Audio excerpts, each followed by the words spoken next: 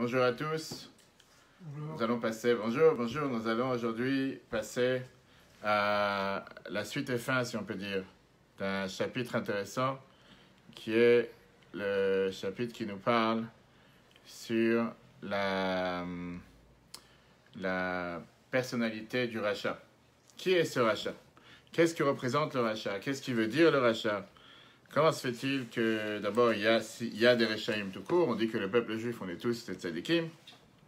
On va voir aujourd'hui ensemble, très intéressant, une fois qu'on a parlé dans le chapitre précédent sur la personnalité du tzadik, maintenant on va parler sur la personnalité du rachat. La dernière fois, on a fini le chapitre 10, on a fini justement le tzadik Betovlo, on a fini qui était le tzadik avec du bien, le tzadik avec du mal, on avait vu ça la dernière fois. Le tzadik qui a un corps du bien à l'intérieur de lui, le tzadik qui a un corps du mal à l'intérieur de lui, qu'il a déjà combattu le mal, qu'il n'a pas encore combattu le mal. Tous ces détails, on les a déjà vus la dernière fois. Qu'il a combattu, soit qu'il l'évite. Soit qu'il évite, soit que le mal il est totalement anéanti puisque le mal n'a plus place, ne prend plus d'importance chez lui. Mais aujourd'hui, on va voir, une fois qu'on a bien analysé quelle est la personnalité du tzaddik, on va passer dans le deuxième registre, qui est de le deuxième côté, qui est quelle est la personnalité du rachat. C'est vrai que parfois on a tendance que quand on parle d'un rachat, les gens ont peur, on dit un rachat, ça veut forcément dire quelqu'un de mal, quelqu'un de méchant, quelqu'un de mauvais, quelqu'un qui fait beaucoup de mal. On va voir comment l'Admour Hazaken dédramatise le mot rachat. L'Admour Hazaken nous fait comprendre comme quoi en réalité, chacun d'entre nous, à un certain moment de la journée, nous sommes tous des Rechaim. Et ce n'est pas la fin du monde. Et c'est pour ça qu'il faut avoir peur, et c'est pour ça qu'il faut se dire, waouh, comment se fait-il alors que la Torah nous dit qu'à Merkulam Tzadikim, nous sommes tous des Tzadikim, comment est-ce possible de penser un instant que nous sommes aussi des Rechaim? Et pour ça, il faut d'abord expliquer quel est le sens d'un rachat, qu'est-ce que ça veut dire rachat tout court. Et après, on va rentrer dans les différentes catégories, parce qu'on va voir aujourd'hui trois grands sujets. Est-ce que le rachat est forcément cruel, est forcément quelqu'un de détestable? Comment se fait-il que des fois, tu as des gens qui regrettent et ils réussissent à réparer le mal qu'ils ont fait et ils retombent encore une fois? Alors, ça veut dire qu'ils se moquent de la tête des gens? Ça veut dire qu'ils regrettent vraiment ou ils ne regrettent pas vraiment? De l'autre côté, tu as quelqu'un qui regrette et qui ne répare pas. Alors à ce moment-là, est-ce que son regret, c'est un vrai regret? Ou bien c'est un regret pour se moquer de la tête des gens? Et après, on va parler de la dernière catégorie, qui est le pire, celui qui regrette jamais. Celui qui embête le monde, laisse-moi vivre, laisse-moi faire ce que j'ai envie. Est-ce que ça veut dire que cette personne n'a pas de neshama? Qu'est-ce que ça veut dire qu'il n'a pas de neshama? C'est que tu n'as pas un sentiment quelconque juif, quelconque de regret, de remords. Aucun scrupule. Je fais ce que je veux et laisse-moi vivre. On raconte une histoire, la fin de Kippour, une fois vient voir le rabbin, le fameux David le voleur, connu comme le voleur du quartier, le voleur de la ville. Il a un grand sac sur son épaule et il pleure. Fin de Kippour, il dit, j'étais à la synagogue. J'ai fait tchouva, comme tout le monde, le rabbin a fait un merveilleux discours avant la Naïla. Certains ils se réveillent avec le buffet qui était très bon, certains se réveillent avec le chauffard. J'ai écouté le discours du rabbin et j'ai décidé stop, j'arrête de voler. Je suis venu à ramener le sac. Dans ce sac, il y a la montre de Gabriel, il y a les bougeoirs de Juliana, il y a le portable de monsieur. Bref, voilà les dernières choses que j'ai volées les derniers temps. Et le Rav, il est très touché, il est très plein d'émotions. Et il s'est dit, c'est magnifique, voir comment Kippour a pu avoir un impact sur un juif. Et faire en sorte qu'un juif à tel point fasse tchouva, qu'à tel point un juif regrette et avance. Il lui a dit, Kalakavod, bravo, commence une nouvelle année. Tu enlèves cette stigmatisation, cette étiquette, tu n'es plus un rachat, je suis très fier de toi. Et voilà qu'en sortant de la maison, le rabbin il prépare pour aller dormir le soir, et il voit que sa montre en or a disparu. Alors je ne sais pas quel rabbin ont des montres en or, mais certainement que ce rabbin c'était un rabbin spécial. Là il s'est dit certainement que notre cher David est parti à l'action, comme on dit, il est parti à l'attaque encore une fois. Il a attrapé, il a dit, David je ne comprends pas, tu m'as dit que tu as fait tchouva, tu m'as dit que tu as réparé, qu'est-ce qui se passe? Encore une fois une chose. Et David qui répond à la fameuse phrase, tchouva c'est tchouva et business c'est business. D'accord? Alors on peut penser que c'est quelque chose qui contient, comment on appelle ça? C'est quelque chose qui peut avoir à faire seulement avec notre cher David. Mais on va voir aujourd'hui comme quoi c'est quelque chose qui est dans chacun d'entre nous. Est-ce que quand on te dit qu'on a fait tchouva, est-ce que c'est une vraie tchouva? Ou c'est une tchouva pour la galerie? C'est comme tous les gens qui te voient des textos avant qui pour mechila, mechila, mechila. Et pas une personne pense à ce qu'il dit, pas une personne réfléchit à ce qu'il a dit. Mais bon, pourquoi pas? On te dit mechila, c'est un mot qu'on envoie, donc il faut l'envoyer, donc je l'envoie. On va voir aujourd'hui, est-ce que quand quelqu'un il fait tchouva, est-ce que c'est sincère, c'est droit? Quand les Chachamim nous disent que les Rechaim leim charatot, que les Rechaim sont pleins de regrets. Ça veut dire qu'ils te disent comme quoi ils ont toujours des remords à l'intérieur. Toujours ce sentiment de vouloir réparer, de vouloir arranger. Et néanmoins, il reste toujours réchaïm. Il reste toujours des personnes qui font des mauvaises choses. Et ils continuent à faire ce qu'ils ont fait précédemment. Si tu as des remords, si tu as des regrets, pourquoi tu le refais? Et on va voir comment c'est pas ce que les gens s'imaginent. Quand tu parles d'un rachat, les gens disent waouh, on parle d'un tueur, on parle d'un violeur, on parle de quelqu'un qui vraiment, ça c'est des réchaïm. On va voir que des choses simples que nous faisons tous les jours, on mérite d'être appelé rachat aussi pour quelques minutes dans la journée. Et c'est pas si grave que ça. Il ne faut pas dramatiser le mot rachat comme si c'est certaines catégories du peuple juif. Et de l'autre côté, l'avantage de la chassidoute, comme on verra à la fin, nous montre que même un juif qui n'a aucun regret peut aussi revenir. Pas seulement peut aussi revenir si on y croit et si on y pense positivement. Il revient et reviendra certainement faire en sorte de parfois devenir un grand sadique. Et il y en a déjà eu dans l'histoire, comme on va voir. Donc d'abord, on va s'arrêter sur les remords. Est-ce que quand quelqu'un il a des remords, ce sont des remords sincères ou des remords, à la rigueur, c'est juste parce que c'est un des caractères avec lesquels le corps doit fonctionner qu'il faut avoir des remords de temps en temps, et après on passe à autre chose. On va voir qu'une des choses dans lesquelles dépend énormément la situation spirituelle de la personne, c'est bien sûr le fait d'avoir des remords ou de ne pas en avoir. Comme on l'a dit tout à l'heure, au chapitre précédent, on a parlé longuement du tzaddik, qui était le tzaddik, etc. Et maintenant, on va voir le rachat, les différentes catégories, celui qui regrette et répare et recommence, celui qui regrette ne répare pas et il continue, celui qui ne répare même pas. Il avance et il continue. Alors comme je l'ai dit tout à l'heure, avant de pouvoir entrer dans tous ces détails dans le chapitre 11 que nous allons voir aujourd'hui, c'est important de comprendre qu'est-ce que ça veut dire rachat. Je demande tout de suite, qu'est-ce que tu considères un rachat? Qu'est-ce que tu appelles rachat? Quand tu dis à quelqu'un tu es un rachat, ou cette personne c'est un rachat, par définition, rachat veut dire le contraire de tzaddik. Très bien. Mais qu'est-ce que tu as inclus dans le mot rachat? Vas-y, à toi de jouer. Cruel, mauvais, fauteur, mafionneur, tueur, quelqu'un qui renie l'existence de Dieu sur terre, violent, quelqu'un qui fait des péchés, quelqu'un qui fait du mal. Et toutes ces autres catégories, c'est des gens qu'on appelle rachat, en général. Parce que les gens s'imaginent rachat. La définition de rachat dans le monde, la définition de rachat dans le Tanya, c'est deux mondes totalement différents. Dans le monde, dans le public en général, un rachat, c'est quelqu'un vraiment de mauvais, de violent, de cruel. C'est le type de personne, on va dire, qui doit finir leur vie dans la prison, ou bien pas seulement dans la prison, qui doivent être totalement punis à cause de tuerie, à cause de vol. Quand on parle ici dans le Tanya, comme on va tout de suite voir, le nom rachat, qu'est-ce que ça veut dire rachat? On parle ici de ce qui est de l'apparence, pas seulement de le comportement de la personne envers Dieu. On ne parle pas seulement de quelqu'un qu'on aurait pu penser qui fait des situations extrêmes. Par exemple, on va dire quelqu'un qui a fauté ou qui a transgressé tous les péchés sur terre. Quelqu'un qui renie l'existence de Dieu. Quelqu'un qui fait l'idolâtrie. Et quand je te demande de me dessiner une photo d'un rachat, tu vas certainement me faire un grand gangster, un grand délinquant, du grand banditisme, quelqu'un qui est vraiment avec des kalachnikovs dans les mains. Ça, c'est un rachat. Viens le Tanya. Le mot Azaken te dévoile comme quoi le rachat, c'est celui qui fait une simple avéra. Un simple péché, quelqu'un qui fait une simple bêtise, il mérite d'être aussi appelé rachat. Et d'ailleurs, le mot Azaken va nous décrire comme quoi un rachat, ça peut être un choté, qui veut dire quelqu'un qui a fait une faute. Over avera, qui a fait un péché. Ou Mishen Irshad, celui qui a trébuché. Tu as le droit de trébucher, c'est pas la fin du monde. Alors tu vas dire, qu'est-ce que ça veut dire? Si c'est comme ça, nous sommes tous des Rechaim. Bienvenue au club d'abord. Ça ne veut pas dire que nous sommes tous des Rechaim. C'est que nous faisons tous des erreurs. Et oui, c'est pas parce qu'on fait une erreur qu'on doit avoir peur d'être stigmatisé rachat.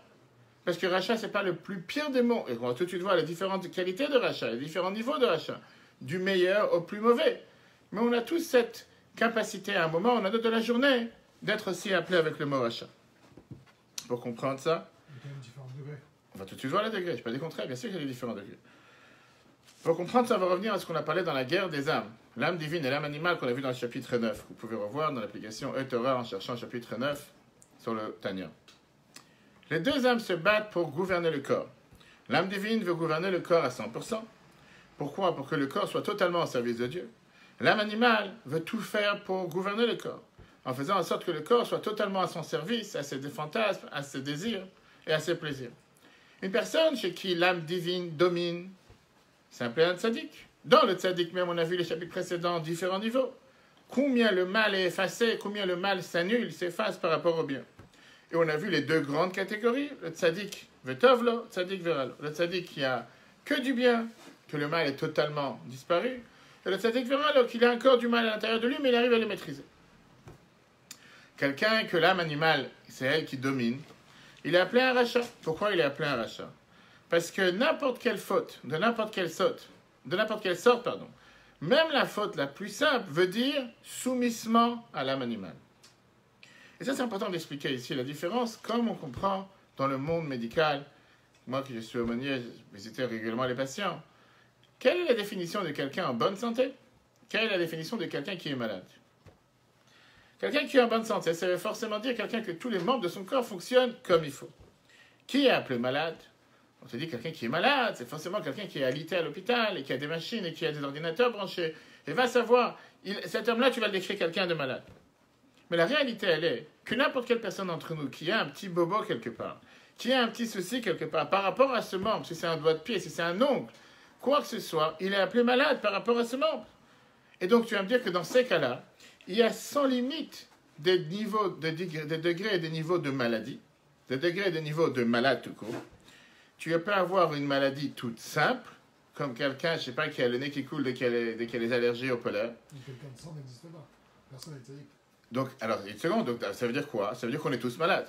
Ça veut dire qu'on est dans un monde de malades. Mais quand tu dis à quelqu'un, tu es malade, il dit, mais quand tu m'insultes, je ne suis pas malade, je suis en bonne santé. Mais la réalité, elle est que chacun d'entre nous, il a des petits soucis, que ce n'est pas la fin du monde. Alors oui, grâce à Dieu, on n'est pas à l'hôpital avec des branchés, avec des machines et quoi que ce soit. Et on n'a pas des médicaments à longueur de journée. Mais néanmoins, à partir du moment qu'il y a un membre du corps, où il y a, tu étais en train de faire du sport, tu es tombé, tu t'es ouvert la peau. Tu es malade, parce que bien, tu dois mettre un pansement, on va savoir. Pas pour ça que la personne doit considérer forcément un malade dans un soin intensif. Ne parlons pas de soins palliatifs, etc.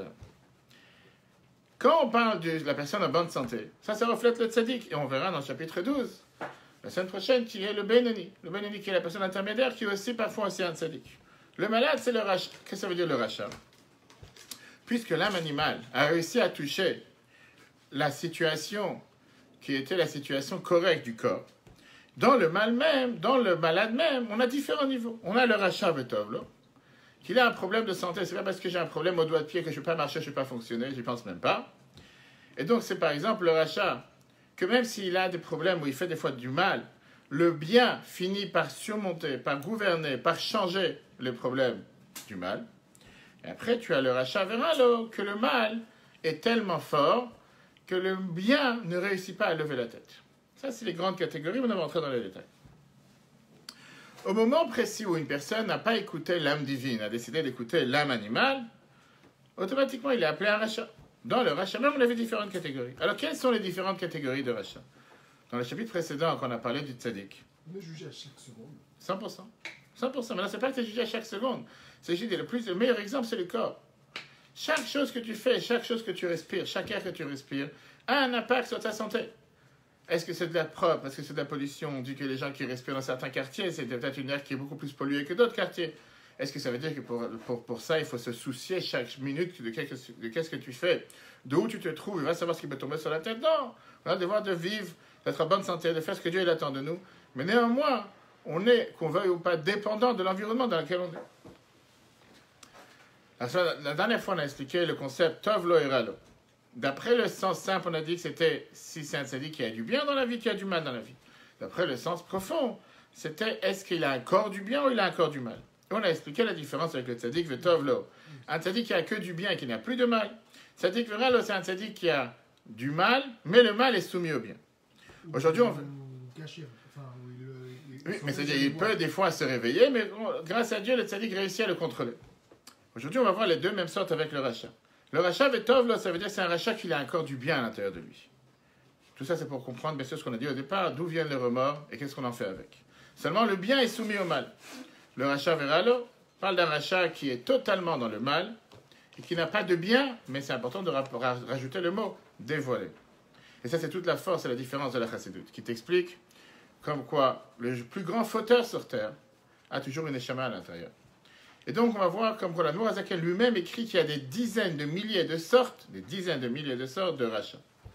Et pour ça, revenir à l'exemple qu'on avait donné précédemment avec les deux rois qui se battent sur la petite ville.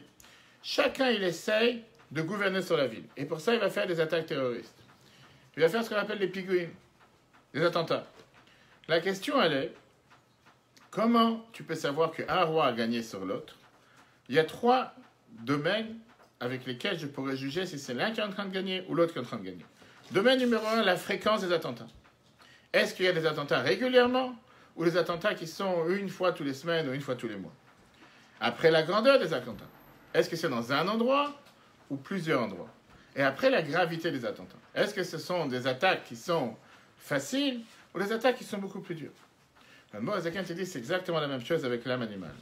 L'âme animale veut sans arrêt faire sortir des attentats dans la petite ville qui est considérée le corps.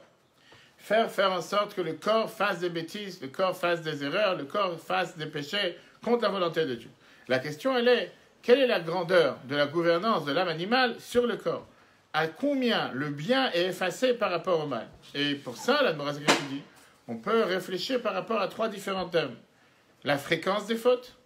Est-ce qu'il fait des fautes régulièrement, de temps en temps, ou tous les jours, 3 fois par jour? La grandeur des fautes dans le corps. Est-ce que c'est un membre qui faute ou plusieurs membres qui fautent? Et la gravité des fautes. Est-ce que ce sont des fautes graves ou des fautes faciles? Premier paragraphe qu'on va voir maintenant dans le chapitre 11. Si on peut dire, c'est l'introduction du chapitre. Il commence avec la première phrase, Vezel ou Madze, qui sont les mêmes phrases qu'on a commencé au début de la série dans le chapitre 6, en te disant qu'on parle ici avec les 2 âmes. Il y a la ressemblance entre l'âme divine et l'âme animale, le tzaddik qui a du bien et du mal, et le rachat qui a du bien et du mal. Il t'explique que chez le rachat, le bien de l'âme divine est totalement soumis au mal de l'âme animale. Mais l'Admorazakan vient te rajouter en te disant qu'ici, il y a des dizaines de milliers de divisions. Combien le mal et à quel niveau le mal règne sur le bien et combien le bien est totalement soumis au mal. De la même manière qu'on avait dit que pour le tzaddik, il y avait aussi des dizaines de milliers de différentes catégories. Regardons le texte. Voici le chapitre 11. L'un contre l'autre. Racha, vetovlo, le racha qui a du bien encore en lui. Le umat, tzaddik veralo par rapport au tzaddik qui a du mal encore en lui. Dehaïnu, ça veut dire, c'est quoi un rachat qui a encore du bien à l'intérieur de lui? Chez Atov, chez Benafsho le kit. Que le bien qu'il y a dans son âme divine, chez Bemocho qui se trouve dans son cerveau. Dans le cœur, dans l'espace droit de son cœur. Kafouf ou Batel Gabera, il est plié et soumis au mal, mais à Klippa, chez Bechalal Asmali. De la Klippa, on a vu ce niveau d'impureté qui est du côté gauche. Mais et ça se divise. Le rivevot, madrigot, chalukot a des dizaines de milliers de niveaux différents. Beinyan, comment on peut les analyser? Kamut veichut habitul. La quantité et la qualité du soumission, du bien au mal, ou kfifat atov le rachas shalem, et comment est rabaissé, comment est plié le bien au mal, que Dieu nous en préserve. Le mot Azaken te prévient, il y a des dizaines de milliers de niveaux dans la barre. C'est pas de 1 à 10. Combien le mal est celui qui gère, combien le bien est soumis au mal. Redonne-moi la définition de Klipat Noga. On a vu que dans la différence dans les fois, dans les clipotes, qu'on appelle la traduction l'écorce d'un fruit. Le mot Azaken te dit que dans les clipotes, tout ce qui sont les forces du mal sur terre, tu as des clipotes, des 3 clipotes impures qui sont, tu ne peux rien faire avec. On va par exemple prendre l'écorce d'une noix, que tu peux rien faire, ou d'une noix de coco. Et il y a les écorces de certains fruits qu'on peut, dans certaines manières, les élever et les rendre mangeables. Pareil avec les forces du mal, que certaines forces du mal, tu peux les élever et les utiliser pour le bien. Klipat Noga, c'est une klipa dans laquelle il y a un corps du bien que tu peux éventuellement utiliser et faire du bien avec. Tu vas aller dans une cuisine raffinée, dans un restaurant raffiné, ils vont t'enlever toutes les peaux, ils vont faire en sorte qu'il n'y ait pas de peau de poivron, pas de peau de tomate, faire en sorte que ça vraiment épluché de la manière la plus brillante sur terre. Et tu as certains qui vont te dire on est capable de prendre les peaux et de rendre avec ça la plus belle confiture ou la plus belle sauce, etc. Qu'est-ce que ça veut dire le bien qui se trouve chez le rachat? Une fameuse histoire avec un des chassidim du Rabbi Rachab, 5e Rabbi de Chabad, qui est venu et qui s'est plaint en disant ma situation spirituelle est lamentable. Et il a dit le problème c'est quoi? C'est que j'en ai rien à faire. Je sais que je suis dans une telle situation. Et j'en ai rien à faire que j'en ai rien à faire. Et il continue comme ça dans sa description de comment il est mal, et après il finit par s'évanouir. Le bien était tellement ancré à l'intérieur de lui qu'il avait besoin de sortir. Et donc il s'est dit, mais je me rends compte que je fais du mal, j'en ai rien à faire que je fais du mal, je regrette même pas que je regrette pas. Bref, il s'est dit, ça c'est un certain niveau. Viens là de Morazakan, il va nous parler maintenant des 2 extrêmes. Le rachat vetovlo qui est le cas le meilleur et le cas le plus pire. Qu'est-ce que ça veut dire un rachat qui a encore du bien à l'intérieur de nous? On va voir où on se retrouve. C'est dit comme ça, la différence elle est Qu'est-ce qui se passe au moment que quelqu'un fait une faute? Quand tu sors l'attentat à l'action, tu vas sentir l'attaque à l'action. Quel niveau d'âme divine va être, comment elle va être impactée après la faute, quand la personne elle regrette? Prenons le meilleur des cas du rachat, le rachat le plus beau. On parle d'un juif religieux qui fait des mitzvot, qui fait attention à chaque mitzvah à la lettre. Plus belle tefillin, plus belle mezuzah. Shabbat, il va pas faire 25 heures, il va te faire 30 heures. Il va faire du rab, 2 heures avant, 2 heures après. C'est quelqu'un qui va jamais faire aucun péché grave. Pas pour faire des Shabbat, pas manger que taref. Mais parfois, ça arrive, très rarement, qui fait un péché cool, que c'est un péché simple. Des péchés que, aux yeux des gens, ça n'a pas l'air d'être un péché. Par exemple, Bitul Torah, qui veut dire qu'il avait du temps pour apprendre la Torah. Et qu'à la place, il a préféré regarder un film. Ou bien, pas dire la shonara, c'est un gros péché. La poussière de la shonara, comme ça s'appelait. Dire quelque chose qui pourrait paraître comme la shonara. On parle vraiment de quelqu'un de pieux des pieux. Quelle est la force de l'âme animale au moment de ces péchés-là? On a dit tout à l'heure, on doit savoir la fréquence, la grandeur et la gravité. Ici, quand on analyse cette personne, fréquence des fautes, rarement. Presque pas. La grandeur des fautes, ça n'enveloppe pas tout son corps. C'est pas qu'il fait avec sa tête, son ventre, ses mains, ses pieds. C'est une partie. Ça se peut que c'est la tête qui a pensé une mauvaise pensée. Ça se peut que la bouche a dit une mauvaise parole. Ou ça se peut que les mains, ils ont fait quelque chose d'interdit. Mais tout le reste du corps, il n'est pas consacré à faire des fautes. La gravité, il fait jamais des fautes graves. Il fait que des fautes qui sont banales, simples. De l'autre côté, comment se sent l'âme divine après avoir fait la faute? Et ça, c'est ce qui nous concerne et ce qui est le plus important à comprendre. Juste après la faute, il a un énorme remords. Il a des remords, il a des regrets. Et c'est ce qui fait qu'il abandonne la faute et qu'il fait tchouva. Un chassid de Tzemar Tzedek est venu le voir, le 4e rabbi de Chabad, et il s'est plaint, il dit, j'ai des doutes dans la foi en Dieu. Je me demande des questions, est-ce qu'il y a un Dieu sur terre? Je me demande de la croyance, tout court. Le Tzemar Tzedek lui a dit, c'est quoi le problème?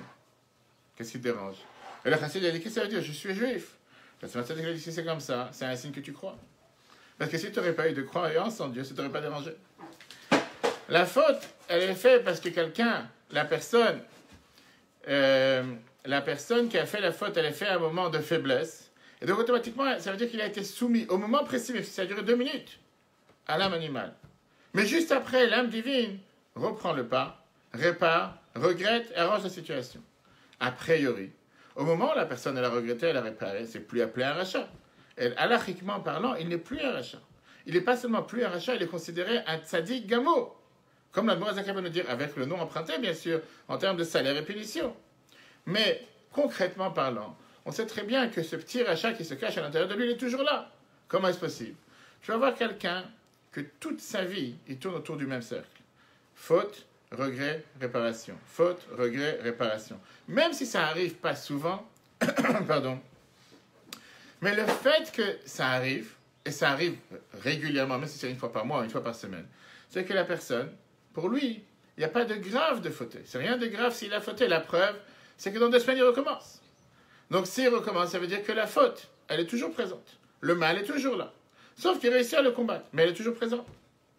Si c'est l'âme divine qui aurait régné chez lui, si c'est elle qui aurait gouverné chez lui, ça aurait été tellement, même pas, je veux dire, le moindre rêve possible de vouloir faire une faute. Puisqu'on voit que chez lui, c'est pas si mal que ça de faire une faute, ça montre qu'il a une certaine faiblesse de l'âme divine sur l'âme animale. C'est pour ça qu'il est appelé le rachat qui a du bien au niveau le plus élevé. On l'a bien appelé le rachat, parce que malheureusement, il fait une faute de temps en temps, mais il a du bien à l'intérieur de lui, parce que ce bien reprend le pas, ça durera 1 semaine ou 2, il va retomber, et c'est pas si grave que ça encore. Il ne faut pas avoir peur, quelqu'un qui est stigmatisé un rachat, pas grave, il a fait une faute, après il va reprendre, après il va retomber. Regardons comment la Noazaken l'a décrit de manière la plus belle. En te disant que le mal, le bien est soumis au mal très peu, vraiment à minima. Et ça s'exprime du fait que les fautes qu'il fait ne sont pas courantes. Et avec un membre du corps, des fautes très simples. Mais après la faute, il regrette et il répare. On a posé tout à l'heure la question, est-ce que c'est un vrai regret? Parce que la preuve, elle est que dans 1 semaine, dans 2, dans 1 mois, il va recommencer. Mais d'abord, regardons de qui on parle. Yesh, Mishak Fifa Vabitul Soya, celui que chez lui, la soumission et l'effacement du bien au mal, ou Mahat Mazir, est très peu, très petite. Ve'av Gamzot, et même ça, et Nobit Medut, c'est pas de manière continuelle tout le temps. Velot à dire les prakim krovim, c'est pas quelque chose qui est courant pendant les périodes proches l'une de l'autre. Par exemple, tous les jours, tous les heures. Et là, les timbres rekim, seulement vraiment des périodes lointaines. Mitgaber alatov. Le mal se renforce sur le bien. Le kovesh etayek tana wagouf. Et il va conquérir la petite ville qui est le corps. Ah, néanmoins, c'est ça qu'il faut se rappeler, parce qu'on parle quand même du rachat vetov. L'okulo. Le mal ne réussit pas à gouverner tout le corps. Et la mixato levan, un peu du corps. Qu'est-ce que ça veut dire? Sheyesa la mashmato, qu'il écoute et qu'il fasse ce qu'il a envie de faire. Vena selom merkava, il devient comme une charrette, ou le vouche est un habit. L'etlabesh bo pour être habillé à l'intérieur de lui. Avec seulement echad mishlosha le niskarimel, un des 3 habits qu'on a mentionnés tout à l'heure. Par exemple, il dit c'est très simple. Quand est-ce qu'il fait une faute? Obema selevat, seulement dans l'action. La asot averot kalot, il fait par exemple des petits péchés, des péchés simples. Velo chamurot shalom, pas des graves péchés que Dieu nous en préserve. Obedibour levad, ou seulement dans la parole. Par exemple, d'abord avec la shonara, de parler de la poussière de la shonara, velet sanout ou de la moquerie, ou kai gamna, etc. Ou bien, bemarshava levad, il va fauter seulement avec la pensée. Par exemple, Irure avera akashim avera, il va penser des pensées de faire des péchés qui sont des fois parfois plus graves que de faire un péché lui-même. Vegam, imenobarer la avera basota. Même s'il ne pense pas vraiment à faire des péchés concrètement. Et là, Beinyan Zivuk Zacharon Keva Baolam, par exemple, il pense au rapport entre un mâle et une femelle dans le monde. J'ai ouvert à Lazarat à Torah qu'avec ça, il transgresse ce que la Torah nous dit. Venishma Tamikol Lavara, de faire attention, se protéger de toutes choses du mal. Chez le Bayam, que c'est des choses qu'il ne faut pas forcément penser toute la journée. Tu as des gens qui malheureusement pensent qu'à ces choses-là pendant la journée, que ça même c'est considéré comme une avéra, comme un péché. Oh, chez Atakosher, ou bien par exemple, on parle d'un niveau très raffiné.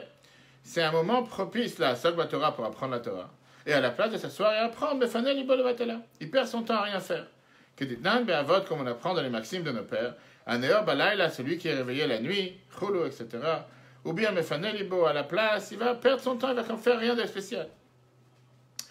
Shebe'achat Mikolele, avec une de toutes ces fautes qu'on vient de mentionner, avec Ayat Seben, Nikra Racha Ba'etayi, il a appelé Racha au moment précis où il a succombé, où il a baissé les bras, où il s'est soumis à la volonté du mal. Pourquoi? Parce que le mal qui avait à l'intérieur de lui, Goverbo, a gouverné, est devenu beaucoup plus fort en lui. Au mitlabèche, Begoufo s'habille dans son corps, dans son martio, il le fait fauter. Au metamo, il le rend impur. Et ça, c'est ce qui nous intéresse. Qu'est-ce qui se passe après? Après qu'il a fauté, après qu'il a fait une bêtise, Goverbo atov, shebenafsho elokit, se renforce le bien qu'il y a dans son âme divine. On mitraret et il regrette. On me vakesh, mechila, oslicha me Hashem, il demande pardon de Dieu. Va Hashem yislachlo, et Dieu va lui pardonner. Imshav vitshuva areuya alpi atzat chachamenu zal. S'il va faire la tchouva qui est adaptée comme les chachamim nous disent, bishloshach chiluke kapara, avec les différentes 3 catégories, 3 manières de faire tchouva, que Rabbi Shmuel nous expliquait, comme on l'expliquera dans un autre endroit. Par contre, une personne qui avait un grand traumatisme 2 jours dans l'année, il ne savait pas comment passer ces jours de manière calme et tranquille. Premier jour, c'était la nuit de Bdikat Hametz, la nuit de la recherche du Hametz. Tu as toujours des gens qui sont schizophrènes. Va savoir si j'ai pas oublié un grain de gâteau dans la voiture, dans le placard. Toute la nuit, il était en train de rechercher le Hametz avec des larmes. Mais il y avait un autre jour dans lequel il subissait beaucoup plus. Et l'autre jour avec lequel il subissait beaucoup plus, c'était la veille de Kippour quand il faisait les caparotes. Donc il s'est dit, qu'est-ce qui va se passer quand juste au moment où je tourne le poulet sur ma tête, viens, ce poulet va décider de faire ce qu'il a à faire juste sur ma tête. Et ça, je ne peux pas supporter. C'est quelqu'un qui avait un traumatisme énorme. Et des jours avant Kippour, il se préparait à dire, qu'est-ce que je vais faire? Si jamais ça veut dire quoi? C'est un signe que Dieu n'accepte pas ma capara. La preuve, c'est que c'était des gens qui sont des fois, peut-être même un hôpital psychiatrique ne peut rien faire pour eux. Un jour, il a décidé, j'en ai marre de me prendre la tête avec ces bêtises. Si jamais le poulet va faire sur moi juste pendant que je le tourne, je vais nettoyer la tête et je continuerai, je ne vais pas faire attention, je ne vais pas y penser. Tu sais, il risque de passer un mauvais Kippour à cause de ça. Le Chassidim raconte cette histoire en disant la leçon qu'on apprend. Parfois, quelqu'un, le mauvais penchant, réussit à faire tomber une personne et le faire tomber dans les forces du mal. Mais la personne, avant même d'avoir tombé, c'est pas grave. Une fois que j'ai fait la faute, je regrettais, je vais réparer. Alors pourquoi tu as fait la faute? Comme je te dis, tu sais que prendre un stop, c'est pas bien. Tu sais que la police, elle est sur le rond-point. Tu dis, aujourd'hui, elle sera pas là. Juste aujourd'hui, elle est là. Pourquoi tu as pris? Tu savais qu'il fallait pas le prendre. Ça aurait dû réfléchir avant. Ça, c'est ce que la Moazaken t'explique avec le rachat Vetovlo, le rachat qui est le niveau le plus élevé. Parlons maintenant de l'autre extrême. Et l'autre extrême, c'est le rachat Veralo. Qu'est-ce que ça veut dire le rachat Veralo? On parle du rachat, on parle de l'âme animale qui est tellement forte chez lui. Et il faute avec tout type de péché. Sans scrupule, sans remords. Tout le monde le connaît, le stigmatise en tant que rachat. Lui-même, il est haut et fier en disant grosse étiquette, rachat, ça c'est ce que je suis. Et ça s'exprime avec les 3 différents thèmes qu'on a vus tout à l'heure. La fréquence des fautes, la grandeur des fautes et la gravité des fautes. Il faute presque tous les jours, au moins une fois par jour. La gravité des fautes, on ne parle pas ici de quelqu'un qui fait une faute avec peut-être le cerveau, on l'a vu tout à l'heure, la pensée, la parole ou l'acte. Mais on va dire qu'il va aller dans un endroit non cachère. Il va acheter le sandwich le plus non cachère qui peut exister. Et en plus, il parle des mauvaises paroles. Et en plus, il fait des choses qu'on n'a pas le droit de faire. La totale, c'est déjà il fait quelque chose de faire comme il faut.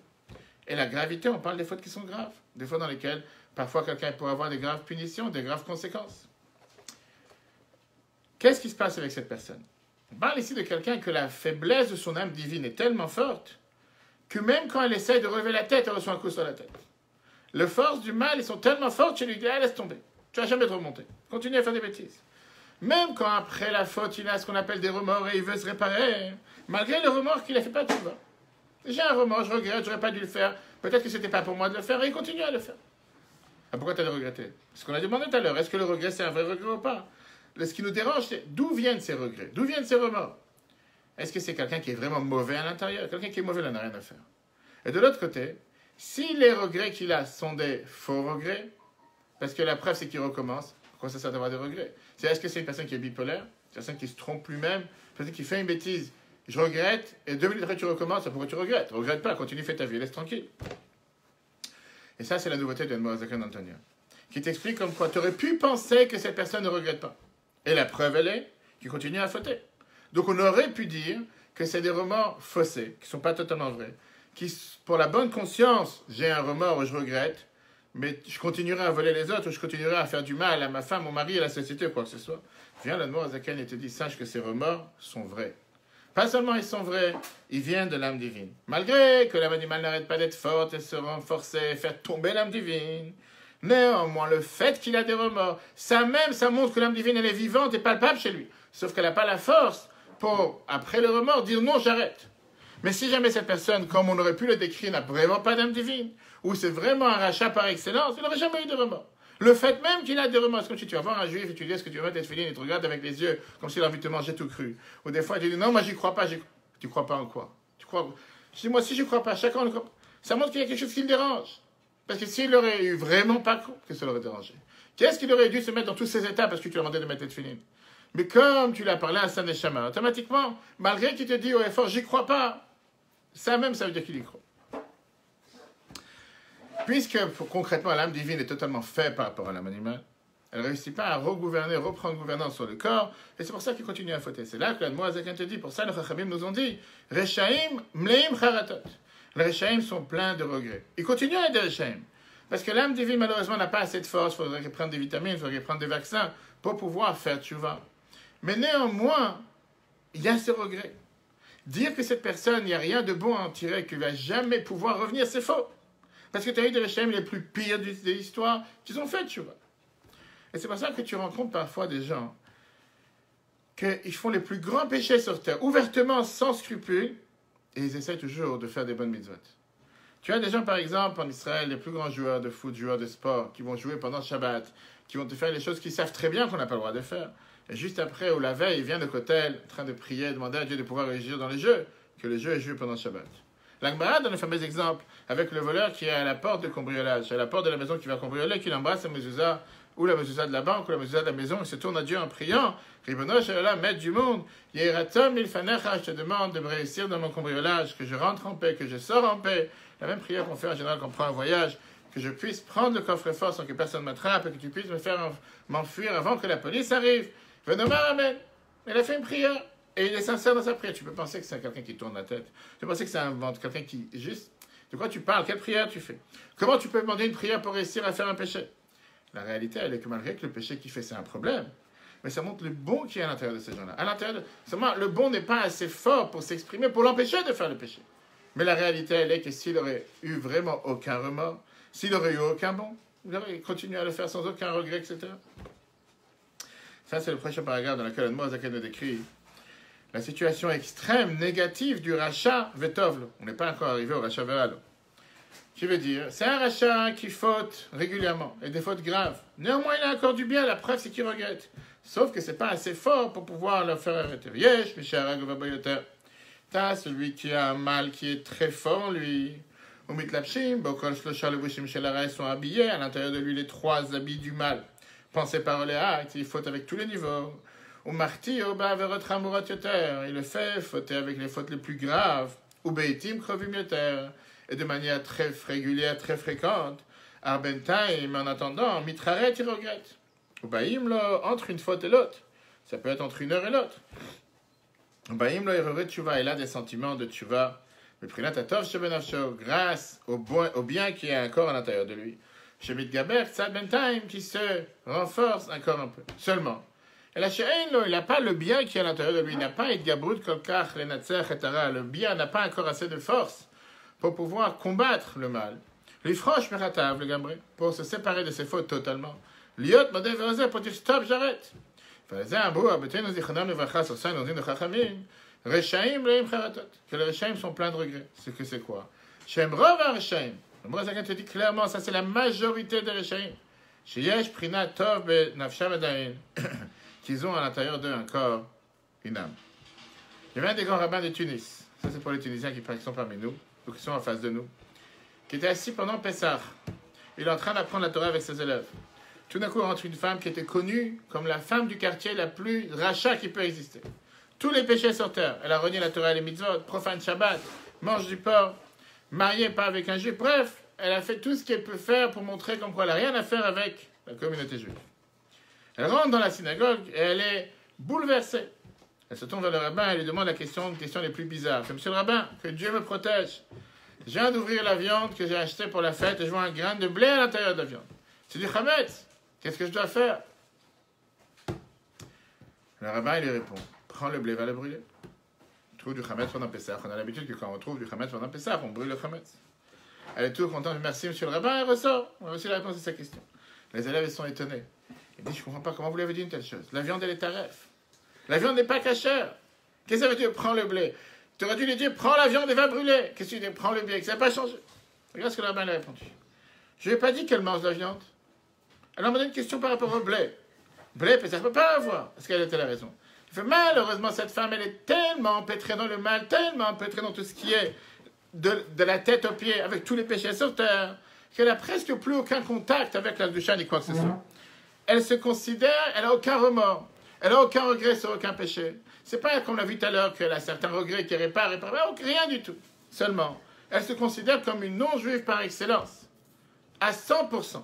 La seule chose qui l'attache encore au judaïsme, c'est quoi? C'est Chametz HaPesach. Chametz HaPesach, ça la dérange. C'est comme un corps qui est totalement mort, et il y a encore une veine qui est avec David. Une fois, tu vas voir, je sais pas, tu vois un patient à l'hôpital la semaine dernière, malheureusement, il est décédé cette semaine. Et c'est quelqu'un qui a tellement de machines, et tellement de... Ça fait de la peine, tu dis, vraiment, on le tient sur des machines, tu dis, va savoir, si tu débranches une machine, ou si y a une machine qui arrête de fonctionner, il peut partir de ce monde tout de suite. Ça, c'était son cas. Si jamais j'aurais crié sur cette femme, j'aurais dit, t'as pas honte sur cette question, comment tu manges du porc, et tu viens me demander ta question si le porc, ou si cette viande non cachère, elle avait un grain de blé à l'intérieur pendant c'est ça qui te dérange, alors que tu fais des péchés du matin jusqu'au soir à longueur de journée. Là, j'aurais été sûr d'avoir coupé le vif de cette personne. J'aurais enlevé la dernière veine qui est encore en vie, il n'aurait plus aucun contact avec quoi que ce soit. Pour ça, j'ai pas voulu regarder la question de la viande. On n'a pas demandé par rapport à la viande. J'ai voulu répondre à sa question par rapport au Chametz HaPesach. Ça, c'est ce que j'ai décidé de faire. Qu'est-ce qu'on vient de voir? Jusqu'à maintenant, si on tombe dans la panoplie de rachat bon et rachat qui a du bien, le meilleur et le plus pire, on a vu celui qu'on a dit tout à l'heure, qui fait du mal et qui regrette tout de suite. Le mal qui est non fréquent, pas des grands péchés, de temps en temps, et pas avec tout son corps. Et après, on a vu le rachat qui fait du mal, qui fait du péché, qui fait des mauvaises choses régulièrement, grande fréquence, des graves péchés. Et il regrette et il retombe. Maintenant, on va arriver à la crème sur le gâteau.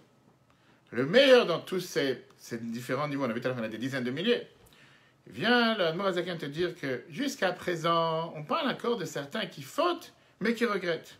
La différence, elle est jusqu'à combien le regret fait en sorte qu'il ne va pas retomber, qu'il va faire tchouva. De manière fréquente, mais non fréquente. Mais il y a une situation beaucoup plus grave.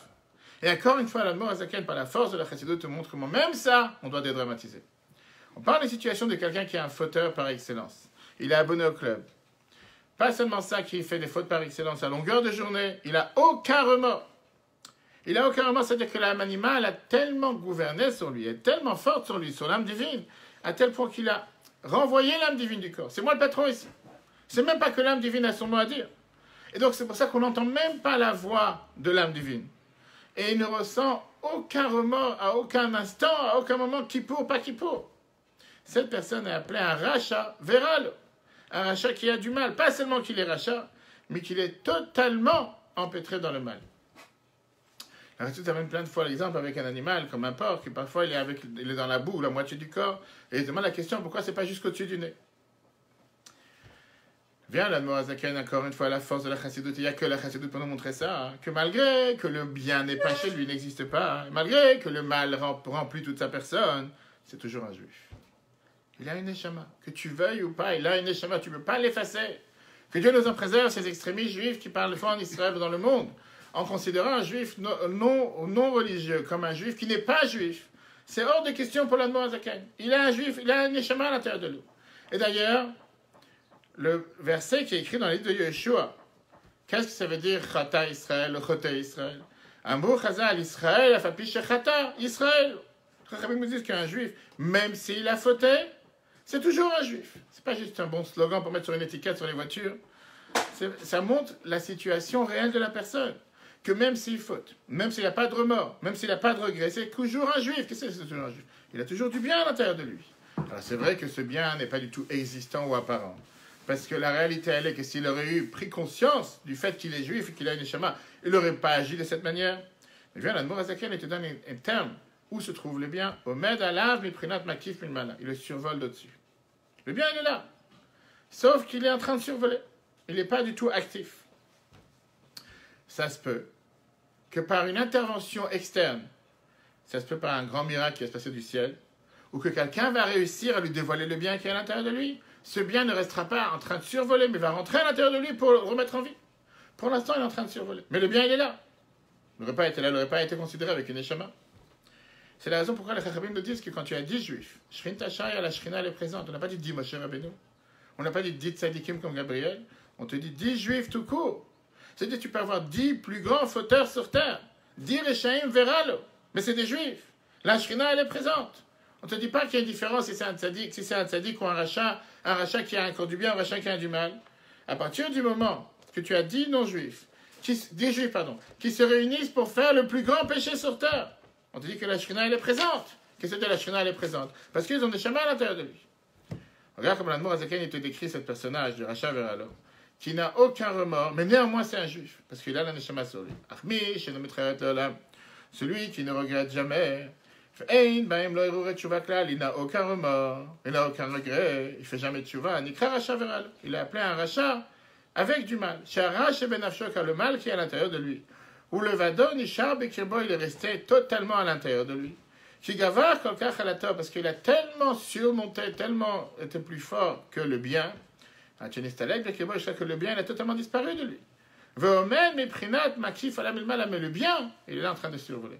C'est pour ça que les Chachamim nous disent à chaque fois que tu as 10 juifs, la Shrina elle réside. Qu'est-ce qu'on vient de voir?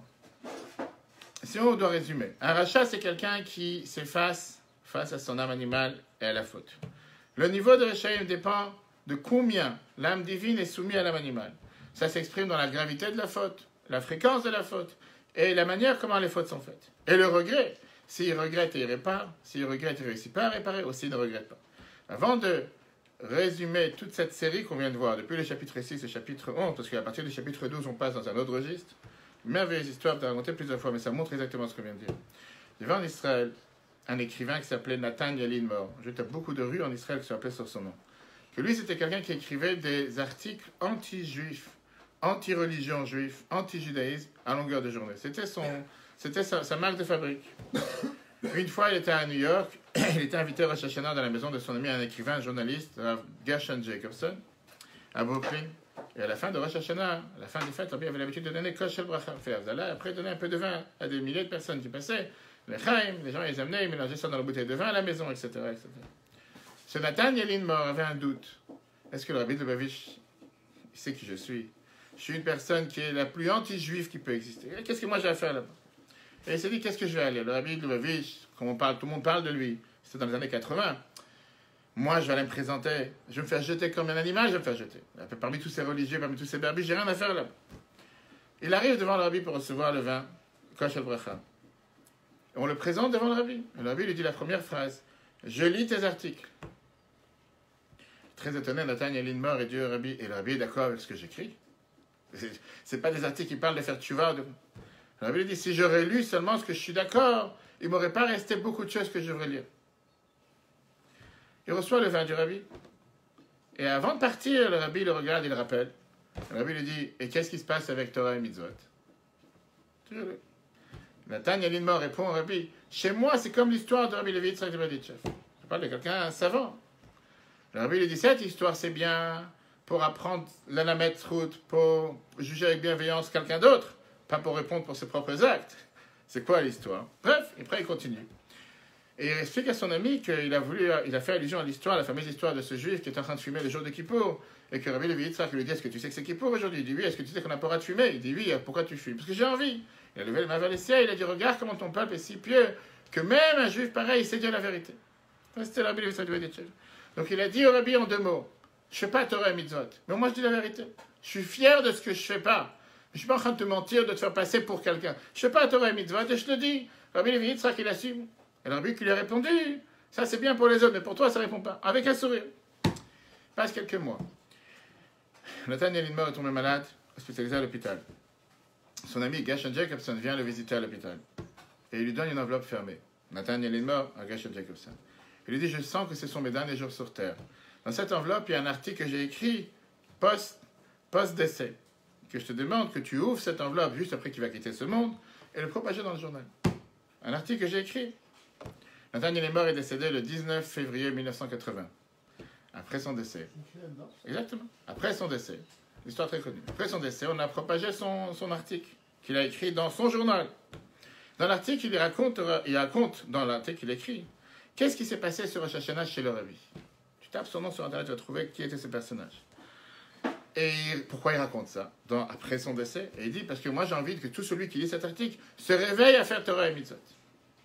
Et il fait comme ça, il fait, d'abord vous vous demandez la question, pourquoi tout d'un coup j'écris des choses pareilles? Il est mort. Pourquoi j'écris une chose pareille?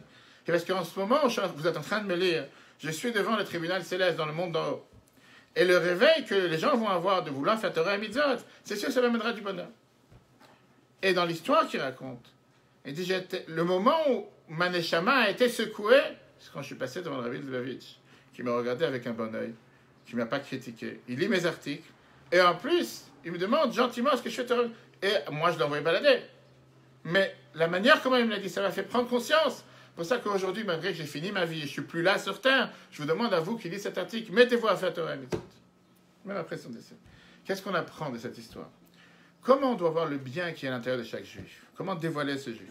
Même quelqu'un qui est le plus grand fauteur, néanmoins, il a au fin fond de lui des remords. Parfois, il ne sait pas comment les exprimer, mais il a un regret. Ça m'est arrivé, je parlais avec ça à quelqu'un hier de ça. Des fois, tu peux arriver à voir quelqu'un, 70 ans, qui n'a pas mis les filines de sa vie. Tu commences à mettre des filines, il commence à pleurer. Tu dis, qu'est-ce qui se passe? Tu n'as pas mis de claque, tu n'as rien fait. Tout d'un coup, sa neshama se réveille, il se dit, j'ai un juif pareil, allez-y, n'est pas loin d'ici. Qu'une fois, je peux te mettre cette filine, une longue histoire, mais en 2 mots. Et il commence à pleurer, il me fait, j'appartiens tellement pas à mon peuple. J'ai tellement rejeté mon peuple. Je sais pourquoi vous dites ça? Parce que j'ai 70 ans, j'ai rien fait de ma vie. Aujourd'hui, on a fait la bar mitzvah. C'est jamais trop tard, on peut toujours faire.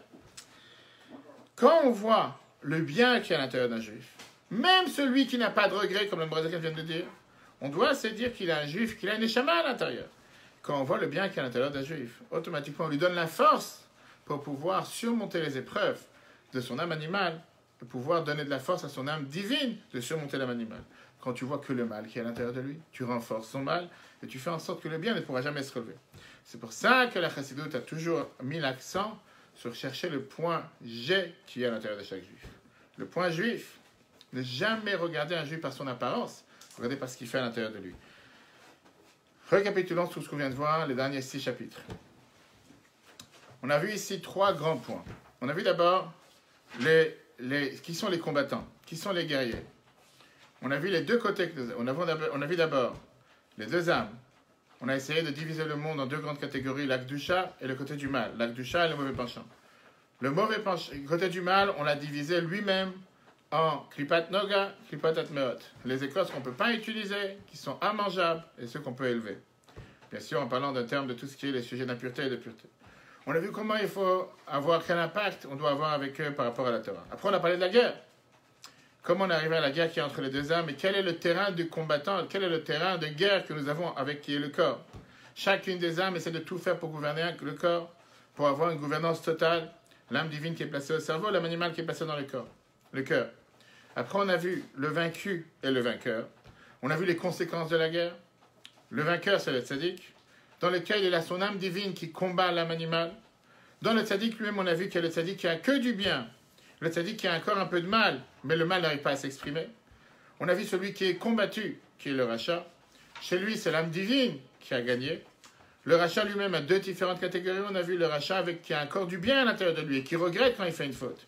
Et le rachat qui a que du mal, qui veut dire qu'il est totalement avec le mal et que le bien est parti de lui. Et à la fin, au final, si on fait le résumé de tous ces premiers 11 chapitres, on a pris seulement qu'est-ce qu'on ne doit pas être.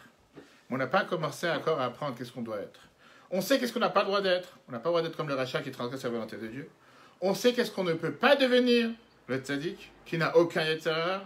Alors, il y a certainement des gens comme Gabriel qui s'imaginent que ceux grands tzaddikim, mais on parle en termes normal. On sait qu'on n'y arrivera pas. Alors, qu'est-ce que Dieu il attend de nous? Qu'est-ce que Dieu veut de nous sur terre? Et c'est pour ça qu'on va commencer la prochaine série la semaine prochaine, le chapitre 12.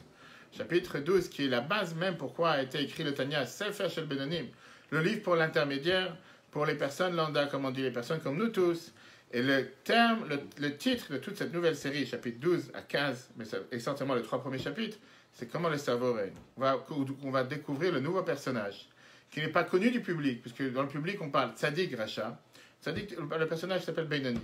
Le Beinoni, c'est quelqu'un, en 2 mots, qui ressemble au Tzadik, qui veut dire, qui réussit à se gouverner, faire en sorte d'être en train de gérer l'affaire tout le temps, il ne fait jamais d'erreur. Mais il peut arriver qu'à un certain moment, il ressemble au rachat parce qu'il a encore ses instincts à l'intérieur, ses désirs, ses fantasmes qui veulent faire en sorte qu'il peut éventuellement tomber. La base même de comment pouvoir vivre comme un Benoni, c'est que le cerveau règne sur les sentiments. Et ça, c'est le personnage auquel nous devons aspirer à devenir chacun d'entre nous. Si Dieu veut, on commencera ça la semaine prochaine. Comprendre comment on peut tous être le même jour, un tzaddik, un Benoni et un rachat. À l'instant, on fait un péché comme on l'a dit tout à l'heure, on est un rachat. À l'instant, on ne fait pas de péché. Un rachat qui a un regret total, même pour un mariage, on te dit, quelqu'un qui est considéré un rachat total et qui fait tchouva en un instant devient un tzaddik parfait. Et en intermédiaire, on peut être aussi un intermédiaire béni. Et quand tu apprends tout ça, la finalité de tout ça, c'est de se dire, la beauté de la chassidoute, que ça n'existe pas un juif qui ne peut pas revenir. Ça n'existe pas un juif que tu peux stigmatiser en tant que rachat. Le juif le plus fauteur sur terre, Aïn et Shama, il peut devenir le juif le plus parfait si Dieu veut la semaine prochaine. Le cours sera un replay sur l'application Torah. Le cours est dédié à la mémoire d'Avraham ben Mordechai, Mordechai ben Avraham. On entend que des bonnes nouvelles et on remercie Dieu pour les grands miracles qu'on a eu ce matin en Israël. Avec ce missile qui a touché une maison en pleine nuit, à 3h30 du matin. Et une maman qui a eu, Madame Goldstein, qui a eu le courage de sortir ses enfants. 3 enfants en bas âge. 9 ans, 10 ans et je crois un enfant plus jeune. 1 minute avant que le missile tombe dans leur chambre. Quel massacre on aurait pu se réveiller ce matin si jamais ces missiles auraient frappé cette maison pendant que les enfants sont en train de dormir. Que Dieu fasse que tous nos ennemis soient anéantis une fois pour toutes. Et que Dieu continue à protéger nos frères et sœurs en Israël. Du début de l'année à la fin de l'année. Surtout tous nos frères et sœurs qui sont en train de subir ces attaques terroristes. Et que Dieu fasse qu'on partage et on puisse partager toujours que des bonnes nouvelles. Sachons remercier Dieu pour ces grands miracles. Que Dieu vous bénisse. Le cours sera en replay sur l'application Torah, E-T-O-R-A-H, sur Google et Apple dans quelques instants. Si Dieu veut, demain, cours de 13h sur la paracha très riche. Pourquoi la parnassa vient chez l'homme grâce à sa femme? Le mérite qu'une personne peut avoir pour pouvoir gagner sa parnassa, c'est grâce à la femme. On verra, si Dieu veut, comment possible qu'Abraham et Yitzhak ont abandonné leur femme face à des Égyptiens. Et le seul souci qu'Abraham il a, c'est de dire à sa femme, reste là-bas emprisonné chez le roi, grâce à ça je vais gagner des cadeaux. Il pense qu'à l'argent, au lieu de défendre sa femme, on verra comment la bracha dans la maison peut arriver grâce à la femme d'une personne. Que Dieu vous bénisse. Téléchargez l'application et j'attends vos commentaires. À très bientôt.